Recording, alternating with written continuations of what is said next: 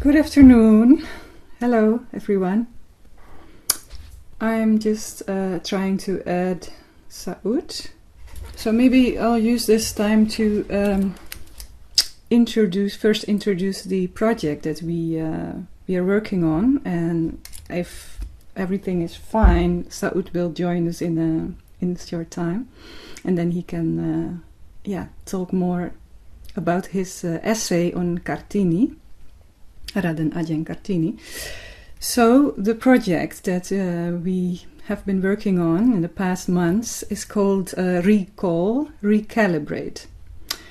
And it will be a separate website, but from Histori Bersama we will also upload the results, the essays that have been written for this project. And in fact, it's not my initiative. It's an initiative from an art lecturer from the Netherlands. Her name is Rosa te Velde. She teaches art in The Hague. Hello. Yes. Hello. We can see you. Yeah. Welcome. How are you? Thank you. Thank you. I was just about explaining the project.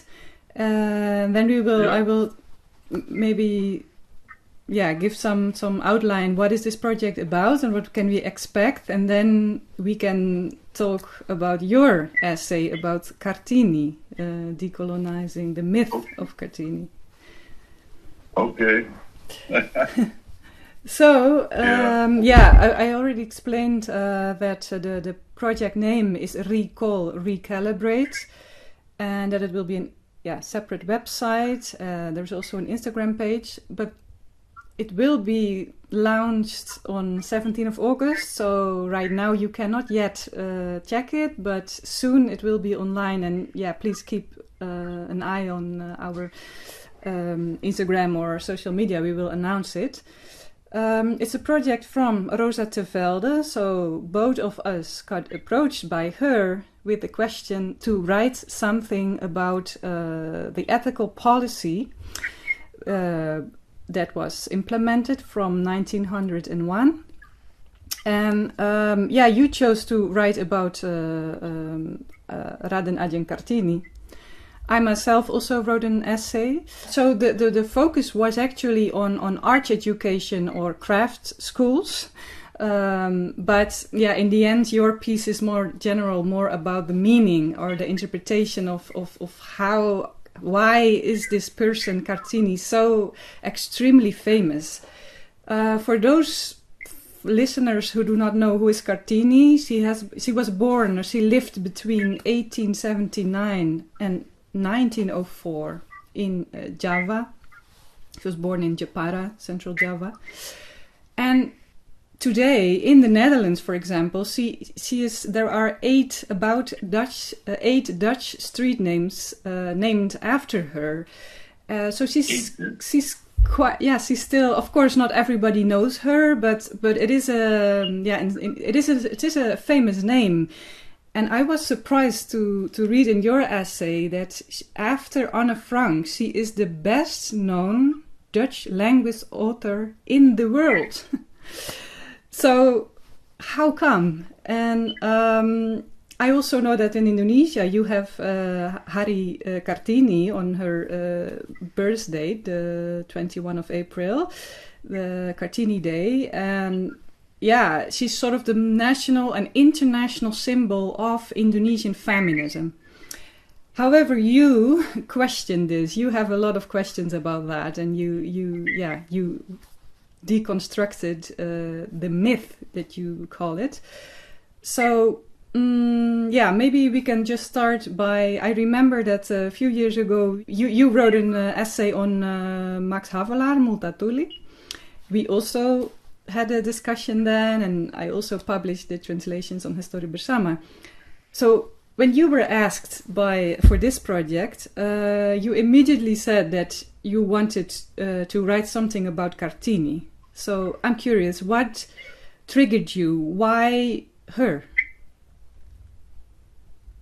Okay. Thanks. Can you hear me? Yeah. Okay. Yeah. Good.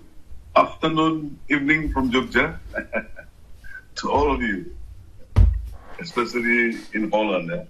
That's a good question to start this conversation. I'm obsessed. I'm obsessed with these two names, Multatuli and Kartini, because these two writers are very, very popular in Indonesia, and even compared to Indonesian writers, I mean, like nowadays, these two still more famous, more popular, and both of them have this awesome image about themselves, and first of all, of course, that's like about colonialism. Multatuli with this Masafala is like the hero of anti-colonialism, and it's been repeated, reproduced until today.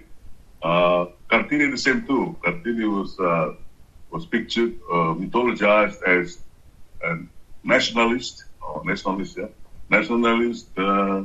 feminist, of course, and freedom fighters, and all these awesome words. When I read their works, their writing, I could not find all these high-sounded, names or these labels they're given to them. Like Max Havelaar. Max Havelaar to me is really a colonial work, and part of this novel that always been talked about in Indonesia or even reproduced, like a work of theater, is a little part of that novel. It's about this Saijah and Adinda, as if this very small element of the novel is the meaning of the whole novel. See? So most people focus on this part of Max Havelaar. Even that part of that novel is problematic, because the way the locals are pictured by Multatuli, the same as the rest of the novel, and the Dutch people, of course, is pictured like humanists, very humane. They love the locals, the natives. They love Saijah Adinda. I said to myself that I have to expose this. This is not true. I started with this with having discussion with the students in Jogja. We're having discussion groups, and I also asked them to watch the movie versions of Max Havelaar. About Kartini, it's slightly different because Kartini is a local. It's a local character, and she's also a woman. That get complicated. The way she's pictured, especially by so-called feminists in Indonesia, is really positive. As if there's nothing in her or in the writing that can be criticized. This sacred image of Kartini, for me, is troublesome. It's problematic because for me it is unfair to make this particular character from Java as the representations of what is a heroic woman. Because from my own tribe, there was this woman who actually fought against the Dutch army, and she died. She really fought. She refused to accept the existence of Dutch colonial power in Bataclan. She's the daughter of our national hero, Sisingamaraja XII. But the problem is, even her name is never mentioned in the mainstream media or in the mainstream discourse about Indonesian history. So I think this also is very problematic, and this is not fair. If we look beyond Batak, there's Aceh with Cut Nyahdin. Cut Nyahdin is very popular, very famous all over Indonesia, especially after there is this movie. It's sort of like biographical movie of Jardin, and that movie was very, very famous, very popular. Yeah? So if we compare these three characters, these two woman warriors, who really fought against the Dutch army, the Dutch presence in their own land, in their own kingdom, compared to Kartini, it's like they're not significant. Yeah, and I think that Kartini is a figure in Indonesia, but also in the Netherlands. And the other two that you mentioned, in the Netherlands, we know maybe Kartini, but we never heard of Tut Nardin or the other ladies. But still, I ask you why did you choose Kartini? You say that there are also others, but let's say if Kartini was really critical, it would be fine, right? I mean, why did you want to criticize her? Is there something in her writing that's of which you say that is actually not critical, and which explains why also the Dutch loved her so much? Yeah, precisely because of that, because of this myth of Kartini, so huge in Indonesia. I started to read about her, and then of course I get this info about how popular she's actually in Holland. See? And she's like what you just quoted, she's even considered the number 2 most popular writer in Dutch language after Anne Frank. And this is amazing. It's a colonized person from the same area of these 2 women warriors before, Nyadin and Murulopia. But why only her? And then, of course, because she's famous for her letters, her private letters. I must read the letter, right? So I read in English translation by Jos Koke, because the letters just, for me, the letters is just a representation of an inlander, an inlander who praised her, the colonizer so much, and criticized strongly her own culture. This kind of mentality is also represented in the whole novels of what we call here the Balai Pustaka novels. The Balai Pustaka is the Dutch colonial publishing house, where they publish especially novels written by locals, the native, But those novels must be critical of the other, our own culture.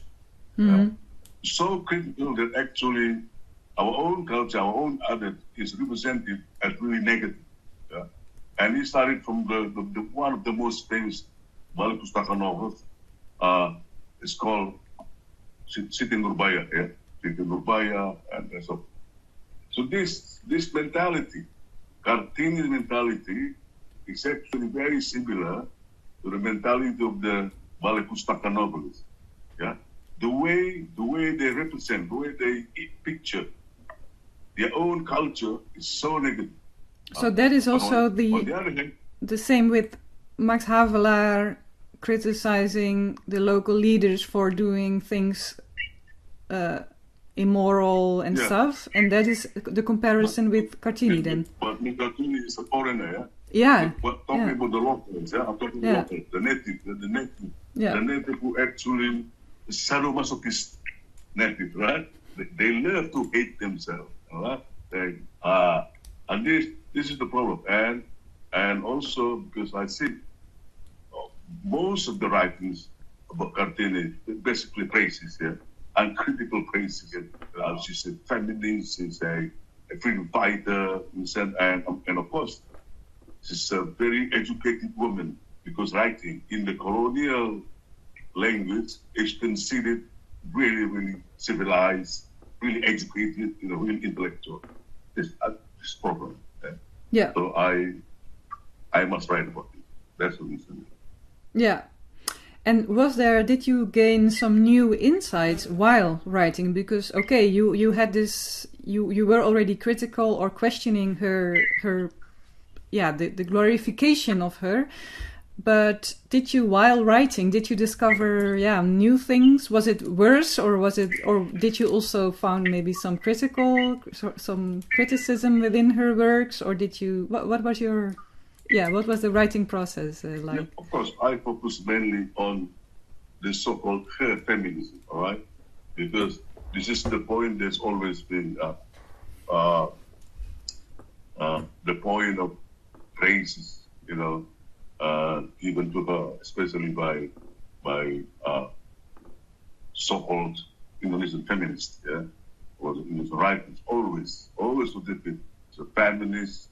She's really positive for the women's movement in Indonesia and the rest of it. And I was lucky because before I started my essays, I've been interested in this issue from the post-colonial point of view. The last 5 or 6 years, I've been really concentrating in post-colonial theory. Plus, of course, the colonial theory. From Edward Said. Edward Said. Not Edward Said.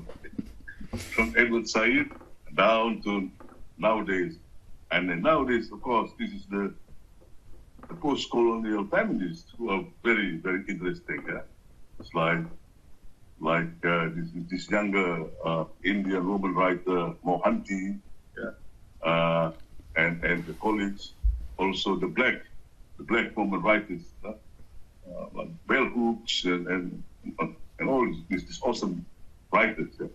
So I immerse myself with their writing, and I got this Satori enlightenment, and this is how I analyze Kartini's so-called feminism. Then, and I found out that actually even her feminism is a colonial feminism. What these writers call imperial feminism. Yeah, I really want to discuss that further. But before, because you were mentioning like critical anti-colonial writers, and then I also read in your essay that Dutch scholar Paul Bijl, when reviewing the English translation of Kartini's work, he said that Kartini is comparable to anti-colonial thinkers as Du Bois and Frans Fanon. So, I mean, how is it possible that people in our time see her? You say that she's actually not anti-colonial and just very colonial, but in this time, some people see in her the anti-colonial figure. So, what is your reaction to this Paul Bijl's comment? His comment, his review about Gould's book. I think it shows everything about the Dutch mentality towards Kartini. The lie. I mean, it's the lie. They lie about Kartini. Comparing Kartini to Fanon, I think that guy is crazy. And I don't think he really read Fanon. It's crazy. But Fanon is critical about the colonial power. Even one of his books called The Wretched of the Earth. It's so negative. Comparing to Kartini. It's only simple answer to that. Read Fanon properly and read Kartini too properly. Thank you. He's not important, the person, anyway. I'm not going to talk about it. Because it's crazy. Comparing Kartini and Fanon, I think it's crazy. But still, people who maybe some people want to read in her work some anti-colonial remarks. But can you explain maybe further, first about the concept of linguistic imperialism? So you already mentioned Kartini was capable of writing in Dutch very fluently. What is linguistic imperialism, and how do you see that actually reflected in how she spoke about language and about her ability to write and read in Dutch? In the context of colonialism, especially when we talk about Kartini and the writing, the mastery of the colonial language is considered the achievement of someone who is colonized. And like Kartini, she could speak Dutch, she could write in Dutch, she even wrote her letters to these important Dutch people in Dutch. Of course, this is like, wow, a native and woman too could do this. Because the way the native is represented during this colonial time is very racist way, right? That we are not civilized. We basically like monkey, all right? That's why the white people, Europeans from Europe, came here to civilize us. This is called the missions of colonialism, right? And why? Because white people, Europeans, the men especially, they have this burden, the white man's burden. And I don't know where they get the stupid burden, who gives to them. But they have this burden, and this burden is so human, to civilize us, the native of those lands that they colonize. This is the twisted logic of colonialism. Yeah, and so did she then serve as an example for the Dutch ethical, imperialists? Like, look, here we have civilized a woman, and although, of course, at the same time, maybe they did not see her as an equal, but they were maybe proud of her, like something like that? Or how do you think that they used her as a figure?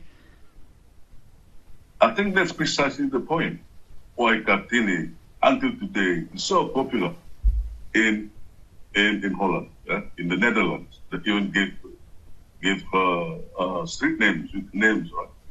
Because of that. Because Kartini is proof that ethical policy of the Dutch colonial government in Indonesia would, and we know that the person who compiled and edited heavily Kartini's letters was actually a director of this program. Abin Danon is really involved with the implementations of ethical policy in the Indies. This Mr. Abin Danon, yeah. And he also gave the title for the book of the letters. And the title also shows clearly the mentality of the whole book project. The title from something like from darkness through to light, something, right? Yeah, through darkness to light. But did he came up with the title, or is that also the theme in her letters? Do you think that is also reflected in her own work, that she was seeing European civilization as something higher or better than her own? She used this darkness and light metaphors in the letters. And Abin Danon sort of like this, just use it. Use it as another proof, right? Yeah. This title. So Abin Danon, he based his title of the book from Kartini's own use of this metaphor in her letter. Yeah. So the local culture is like a dark, symbol of darkness and shit. And while this Western education in the form of Dutch education, Dutch language or Dutch civilization is this light that come to this lost land. This thing is also the dominant motive in the Balai Pustaka novel. See.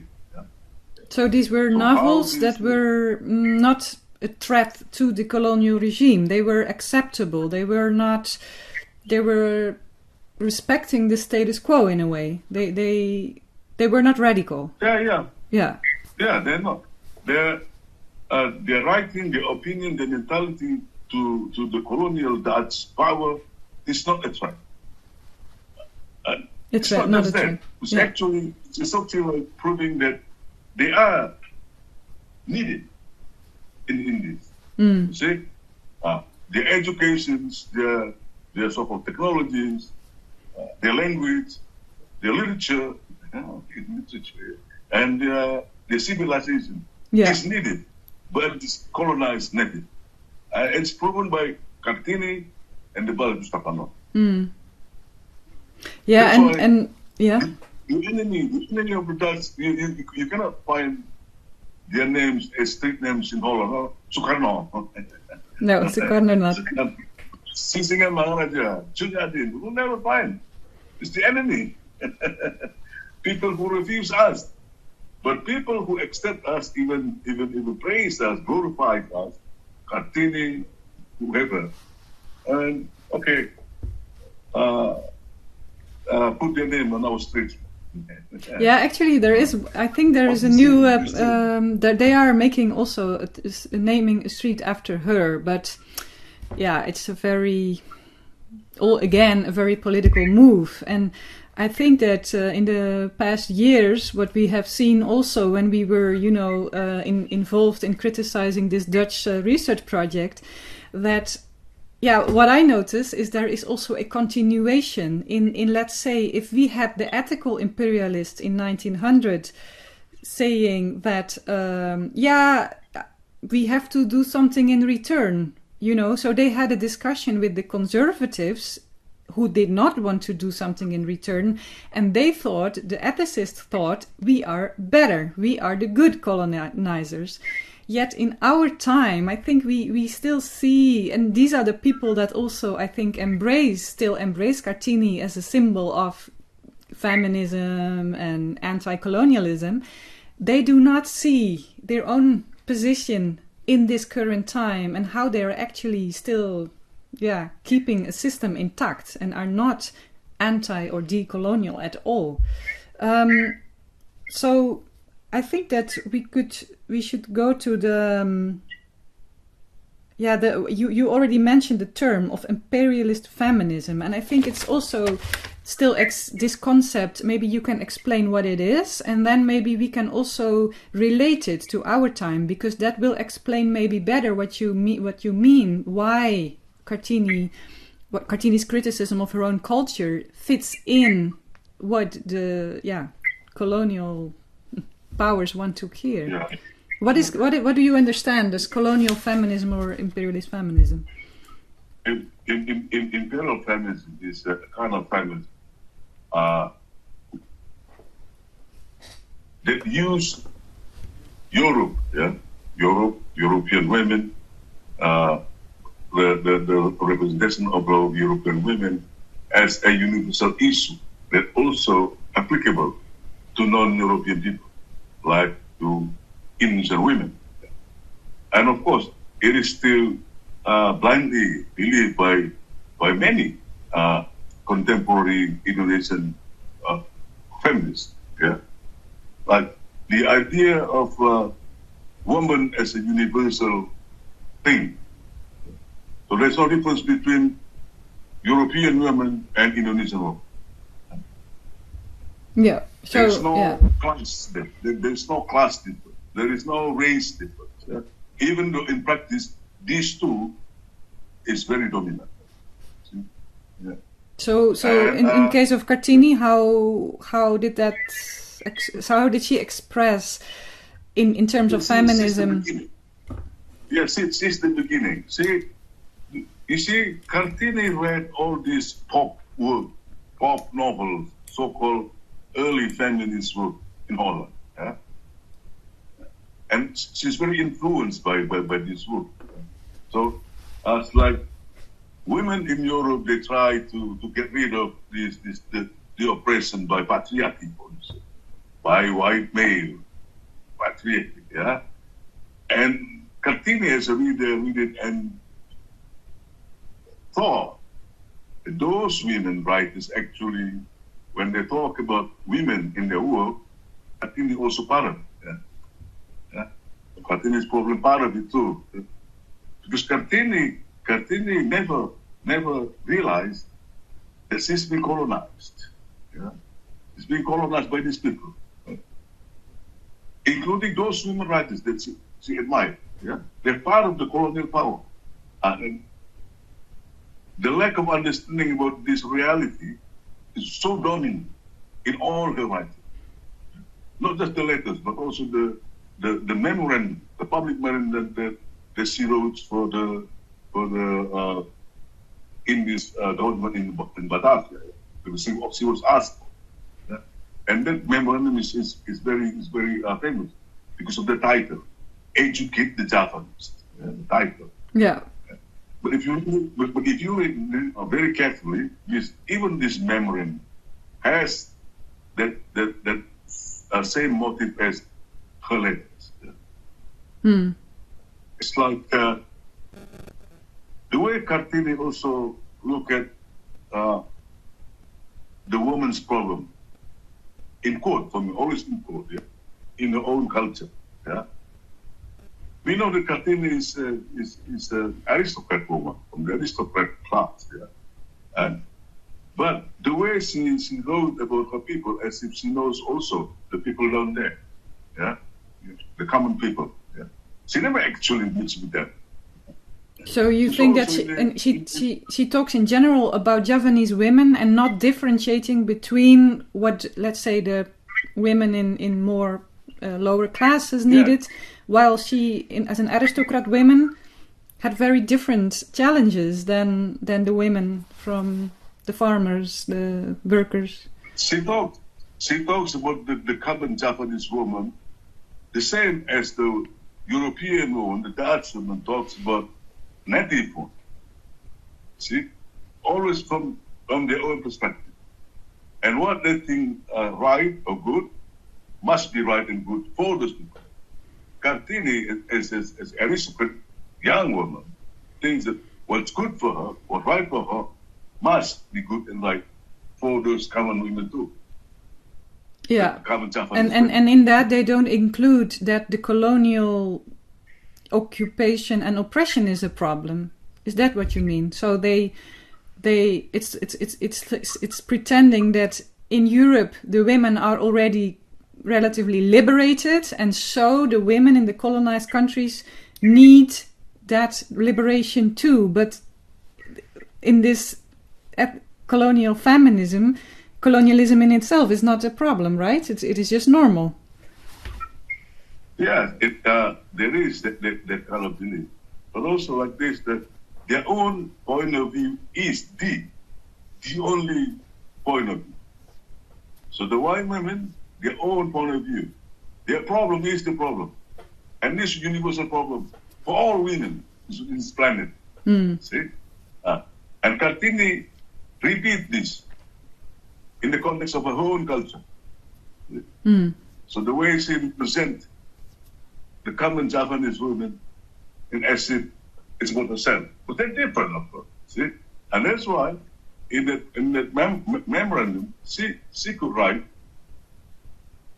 "What is good for us aristocrat is also good for them, for the lower class Japanese people." Yeah, you said that she used the what was it, trickle down theory, so that she said something like, if we aristocrat ladies will be educated better, then automatically the lower classes will profit from that too. Yeah, precisely. That's what she wrote. Yeah, and she believed in that. So she repeats this mentality of the white women, the Dutch sort of feminists.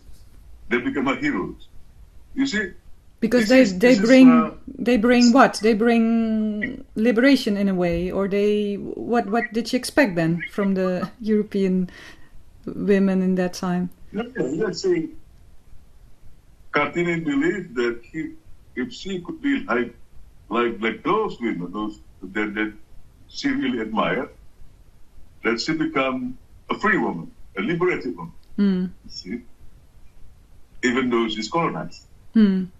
Yeah.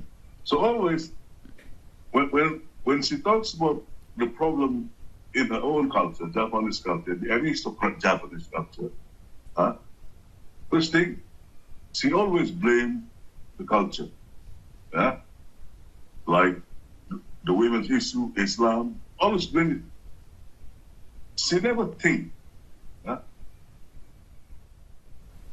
if there is anything connected to the colonialism of these foreign people, of these blue-eyed people. Because in one of her letters, she mentioned slightly, about this white Dutch women strange attitude towards her. But it's only slightly, not really. She never really thought seriously about it. Why this strange attitude towards my color, my skin color, and But these comments are now. I mean, in our time, we still have people who produce books about Kartini from Indonesia and the Netherlands alike, and they pick these kind of comments and say, see how anti-colonial she actually was and critical of the Dutch. But you say it is if you read the entire all her writings or many of her writings, you will see a very different thing, and that is that she prioritizes the criticism of her own culture, and that is what the Dutch love to hear. Something like that. Yeah, and that is the definition of imperial feminism. So in these current contemporary publications honoring Kartini, they will say she was critical of the Dutch, and she was critical of her own culture, right? She's critical of everything. Yeah, but you say, she's primarily critical of her own culture, and that is what the Dutch wanted to hear. Yeah. She never really critical about the Dutch, especially the Dutch colonialism in Indonesia. Yeah, probably one or two letters slightly, talking about that, but not critical. Because the definition of critical is different, yeah? Not because you someone, why that person is strange today, that suddenly not like he or she used to be. It's not critical, making comment like this. When you're critical, you think deeply of something, and then you try to get more information about what the issue that becomes a problem to you. But in Kartini's letters and in her other writings, non-letters like the memorandum, it's not critical. And do you think that she was even slightly maybe aware that she was being used by the Dutch ethical imperialists as an example of, look how good we are the good colonizers here? Did you find any awareness in the writings of Kartini about her being appropriated? She is critical in that sense, only about the craft, the Jepara craft that she was asked to produce, to make this. Yeah, only in the issues she's a bit critical. Slightly, yeah. But the most the important ones, no. Yeah. Because she realized that those Dutch women and the organization that they have, and to organize this craft from Jepara and this thing, Kartini understood. Kartini realized that they actually use her, but she likes it because she could get advantage from it. She could use it. Yeah, it's okay. It's positive. Right? So win-win solution. Right? Yeah. They use. I use it. I use them too. So that I could help the craftspeople in my village, some in Jepara, right? But then they batik or this. Yeah, but this different. Yeah, it's different because the most important issue, yeah, it's like the women's issue, the representation of Islam by this friend, one of a friend, I think the missionary, yeah, and the fact that she and her class, the aristocrat class, must use Dutch education in order to be accepted to speak. She never questioned. Yeah. But she accepted that as a good thing.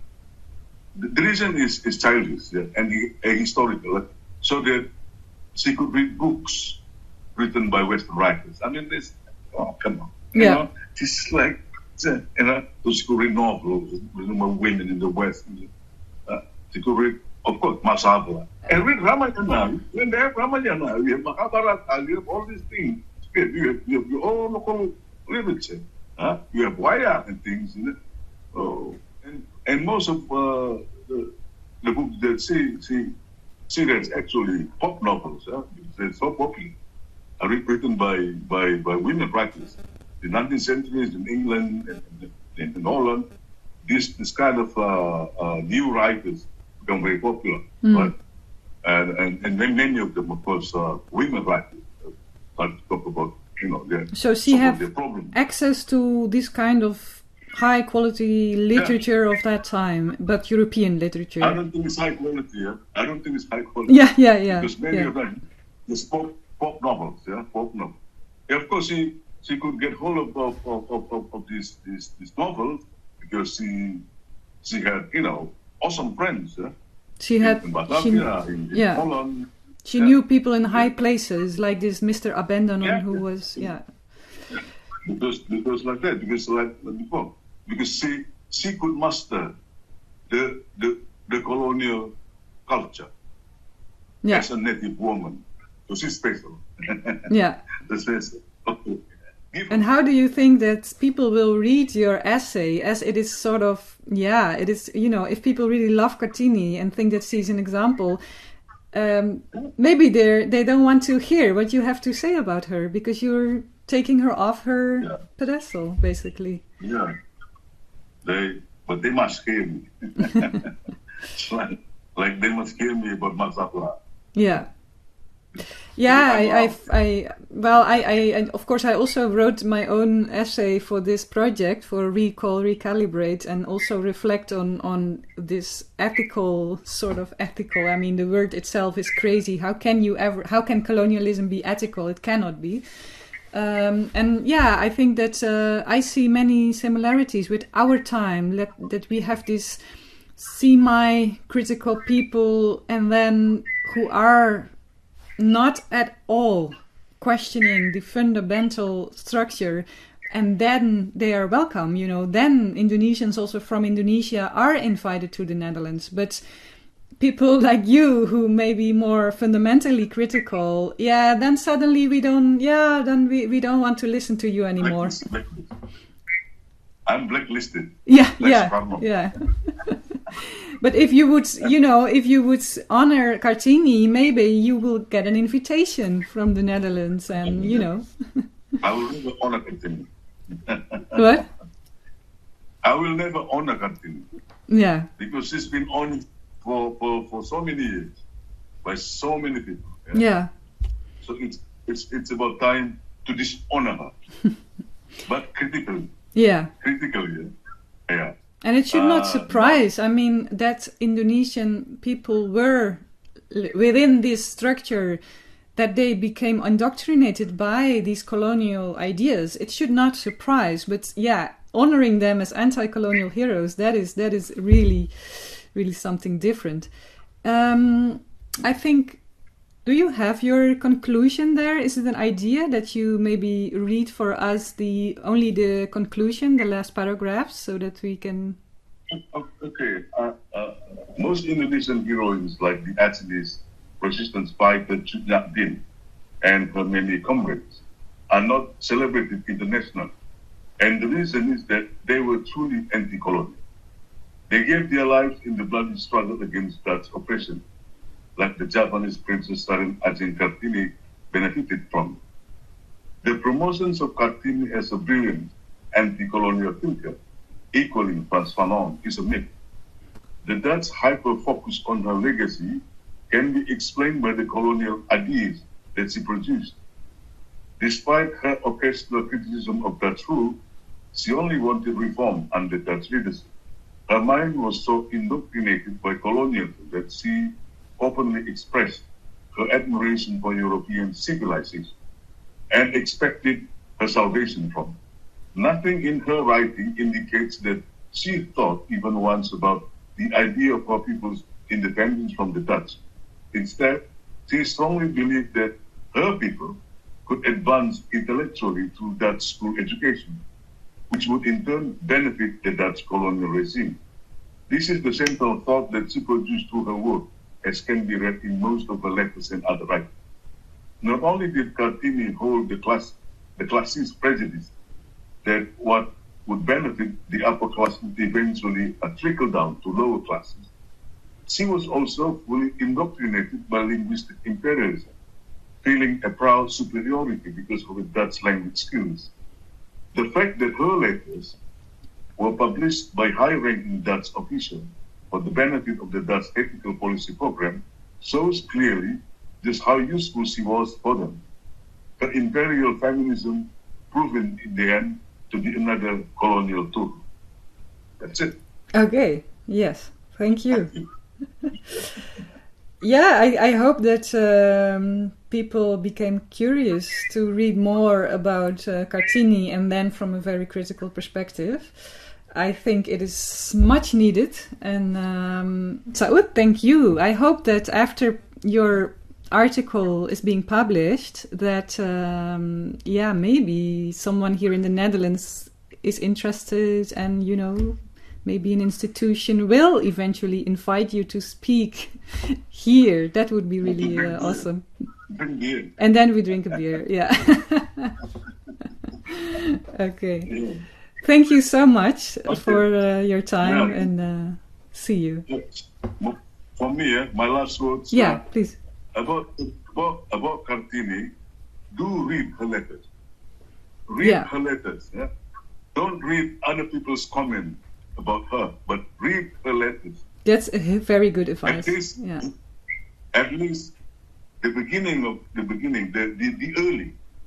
early letters, yeah, and her public memorandum entitled "Educate Japan." Just read this. Yeah. Okay. Yeah. I agree with you that it can speak. She can speak for herself, and what happened after that is only a sign that what she said was in some way acceptable. And okay. Thank you again. Thank you.